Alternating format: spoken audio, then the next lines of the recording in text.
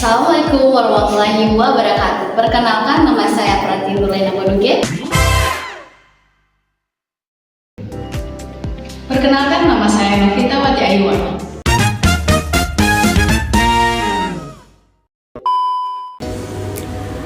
Penyelenggaraan pemerintahan dalam suatu negara tidak hanya terdapat di pusat pemerintahan saja. Pemerintah pusat memberikan kewenangan kepada pemerintahan daerah untuk menyelenggarakan pemerintahannya sendiri. Yang dimaksud dengan pemerintahan daerah adalah penyelenggaraan urusan pemerintahan oleh pemerintah daerah dan DPRD berdasarkan asas otonomi daerah dan tugas pembantuan dengan prinsip otonomi yang seluas-luasnya. Sistem pemerintahan daerah juga sebenarnya merupakan salah satu bentuk penyelenggaraan pemerintahan yang efektif dan efisien, karena pada dasarnya tidak mungkin pemerintahan pusat mengatur serta mengelola negara dengan segala permasalahan yang kompleks. Sementara itu, pemerintahan daerah juga merupakan training ground serta pengembangan demokrasi dalam sebuah negara.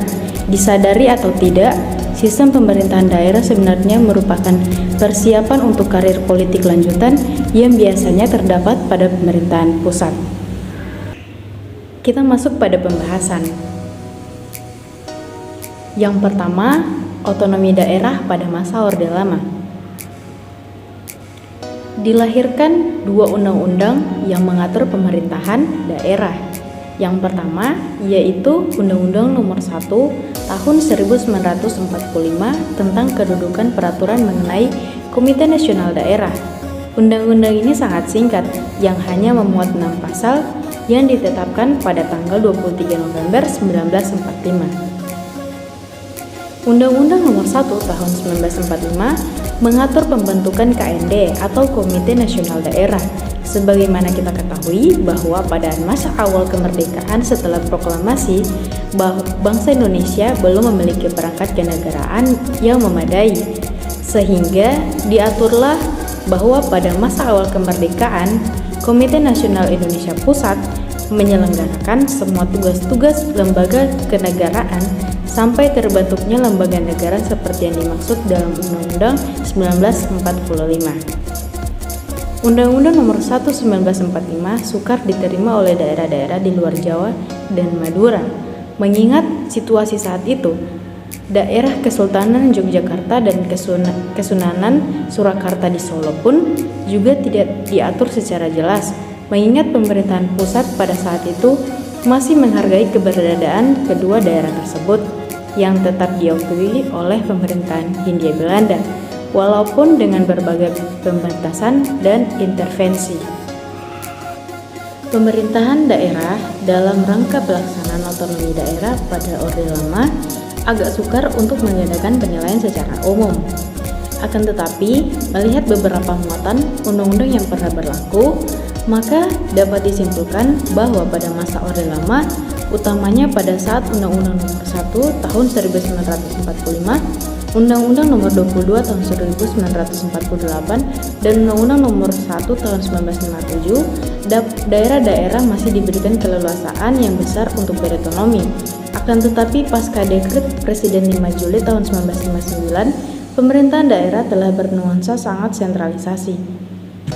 Yang kedua, otonomi daerah pada masa era Orde Baru. Pemerintah Orde Baru pada awalnya hadir sebagai koreksi atas kegagalan pemerintah Orde Lama. Koreksi tersebut sebagaimana disampaikan oleh Jenderal Soeharto, tokoh super semar yang kemudian menjadi presiden paling lama ini, adalah sebagaimana disampaikan pada pembukaan Kongres Luar Biasa Kesatuan dan Keutuhan Partai Nasional Indonesia, menyatakan sebagai berikut. Ketiga penyelewengan yang dimaksud adalah yang pertama, radikalisme PKI, yang kedua, terjadinya oportunis politik yang didorong oleh ambisi pribadi, yang ketiga, terjadinya penyelewengan ekonomi. Konsep ideal yang tercantum dalam masing-masing undang-undang, terutama Undang-Undang Nomor 5 Tahun 1974 yang menjadi patokan pelaksanaan desentralisasi dan otonomi daerah di Indonesia, pada masa Orde Baru belum dapat dilaksanakan sesuai dengan yang diharapkan.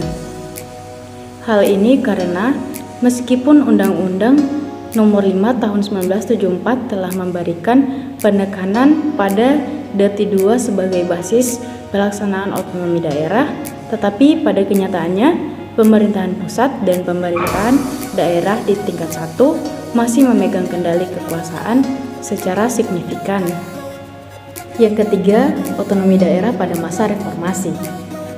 Setelah 32 tahun Presiden Soeharto memegang tampuk kekuasaan, tuntutan perubahan yang ditandai dengan gerakan reformasi yang menuntut perbaikan pada kehidupan politik dan demokratisasi, di samping kehidupan ekonomi yang baru saja terpuruk. Pada era ini, pemerintahan rezim Orde Baru yang pada awalnya baik, khususnya apabila dilihat dari segi peningkatan kesejahteraan rakyat yang ditandai dengan peningkatan pertumbuhan ekonomi pada dekade 1980-an sampai awal 1990-an, akhirnya mengalami krisis moneter yang melanda kawasan Asia pada tahun 1997. Namun keberhasilan pemerintahan Orde Baru dalam bidang ekonomi banyak dipuji oleh dunia internasional dan disebut sebagai suatu keajaiban. Indonesia disebut sebagai salah satu di antara 5 macan Asia yang terdiri atas RRC, Korea Selatan, Singapura, Malaysia, dan Indonesia. Keberhasilan ekonomi ini tidak urung menjadikan bangsa Indonesia sebagai bangsa yang dapat mendapatkan tempat yang terhormat dalam pergaulan bangsa-bangsa. Dengan adanya otonomi daerah sesuai dengan Undang-Undang Nomor 22 Tahun 1999, maka banyak perubahan yang terjadi dalam segi tatanan kepemerintahan di Indonesia, atau dikenal dengan reformasi birokrasi, yang artinya terjadi perubahan dari segi birokrasi menuju birokrasi yang lebih baik, atau dikenal dengan good governance. Pada masa kepemerintahan Soeharto atau Orde Baru, segala kebijakan harus berdasar dari segi pemerintahan pusat.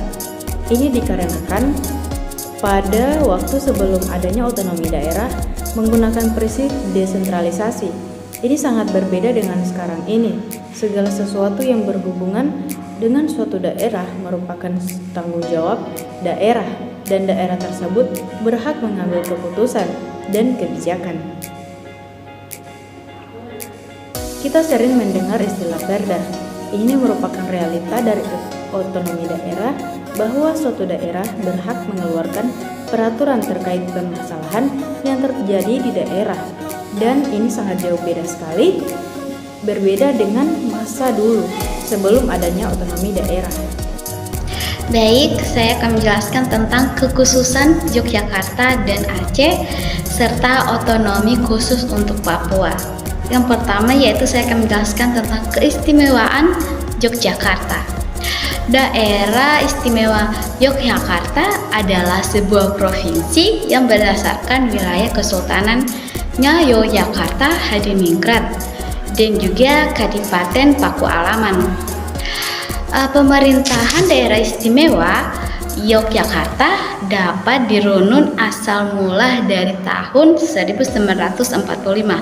Bahkan sebelum itu, beberapa minggu sebelum proklamasi 17 Agustus 1945, atas dasar desakan dan setelah melihat kondisi yang ada, Hamengkubuwono yang ke-9 mengeluarkan dekret kerajaan yang dikenal dengan Amanat 5 September 1945. Provinsi yang memiliki status istimewa atau otonomi khusus, status ini merupakan sebuah warisan dari zaman sebelum kemerdekaan. Status ini membawa konsekuensi hukum dan politik berupa kewenangan untuk mengatur dan mengurus wilayah atau negaranya sendiri di bawah pengawasan pemerintah. Penjajahan tentunya, status ini pula yang kemudian juga diakui dan diberi payung hukum oleh Bapak Pendiri Bangsa Indonesia Soekarno yang duduk dalam BPUPKI dan PPKI setelah sebuah daerah bukan lagi sebuah negara. Baik, yang kedua yaitu keistimewaan Aceh. Aceh dalam tatanan negara Indonesia merupakan salah satu provinsi di Indonesia yang memiliki kekhususan atau keistimewaan setelah daerah khusus Ibu Kota Jakarta dan daerah istimewa Yogyakarta.